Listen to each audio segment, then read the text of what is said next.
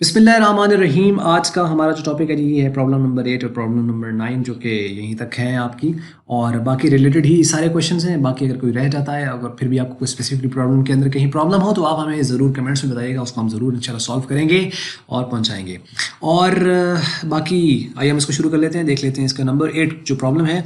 अब ये थोड़ी सी डिफरेंट है। मैंने आपको शुरू में कुछ, अगर आपने सीक्वेंस वाइज अगर लेक्चर डेप्रिसिएशन के आपने सारे देखे हैं, बहुत आसानी रहेगी आपको। अच्छा, अभी इसमें देखो कि स्पेसिफिकली इसके अंदर कुछ डिफरेंट चीज़ें दी गई हैं। यानी पहले ये होता था, मैंने कहा 5 चीज़ें होती हैं, यानी उसकी एसेट की कॉस्ट होती है, उसका रेट देता है वो, उसका डेट देता है, कब खरीदा गया, कितने सालों के लिए अकाउंट्स बनना है, चौथी चीज़, और पांचवा कौन सा मेथड यूज़ करना है, और उसका अकाउंट्स क्लोज कब होते हैं, ये भी ऑब्वियसली ज़रूरी होता है। अब यहाँ पे आप देखो कि रेट तो दिया ही नहीं है, लेकिन स्क्रैप वैल्यू या रेजिडुअल वैल्यू दी हुई है। सॉलिड वैल्यू होती है ना, solid value, scrap value, residual value, ये गिवन है। मैंने कहा था अगर तो स्ट्रेट लाइन मेथड हो तो फिर फार्मूला लगता है cost minus scrap value divide by N, वो डेप्रिसिएशन आएगा, हर साल वही चलता चला जाएगा। और डेट भी इसके लिए अगर गिवन ना गिवन हो, यानी स्टार्टिंग डेट कब है, तो हम ये एज्यूम कर लेते हैं कि हर साल डेप्रिसिएशन सेम तो आएगा फिक्स्ड के अंदर, लेकिन start of the first year है और end of the first year है, start of the second year और एंड ऑफ, क्योंकि डेट तो पता ही नहीं, हम ये कहेंगे पूरा साल ही एसेट यूज हुआ, एज्यूम करेंगे, जो कि इस प्रॉब्लम के अंदर बिल्कुल ऐसा ही है। ना तो आपको स्टार्टिंग डेट दी हुई है, यानी बिल्कुल टोटली चेंज हो गया, ना तो को डेट दी हुई है और ना इसके अंदर आपको रेट दिया हुआ है, तो कैसे करेंगे। आइए इसमें देखते हैं कि show the machinery account under the original cost method for the 3 years. 3 साल के लिए बनाना है। इन्फॉर्मेशन आपके पास मशीनरी की कॉस्ट गिवन है, जो कि जरूरी होता है। एस्टिमेटेड लाइफ इसके अंदर उसने दे दिया है। रेट ऑफ डेप्रिसिएशन गिवन है, यहाँ पे ये 33.3% है। और रेजिडुअल वैल्यू आपके पास 20,000 है, ये आपके पास यहाँ पे गिवन है, और ये डेटा है आपके पास।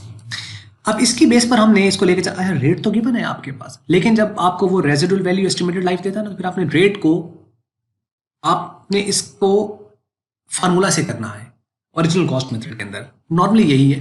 वैसे अगर वो स्पेसिफिकली कह सकता है कि रेट को यूज करते हुए कर लें, तो फिर आप रेट को यूज करेंगे, लेकिन अगर वो नहीं है तो फिर आपने इस बेस पे करना है। तो फार्मूला हमारे पास क्या रहेगा कि एसेट की कॉस्ट है 2 लाख, 2 लाख में से रेजिडुअल वैल्यू को माइनस कर दो, 1,80,000 बच गया, और उसको 3 साल उसकी लाइफ है, उस पर आप डिवाइड कर दो, 60,000 हर साल का डेप्रिसिएशन आ गया, जो कि 60,000 पहले साल का भी, दूसरे साल का भी और तीसरे साल का भी।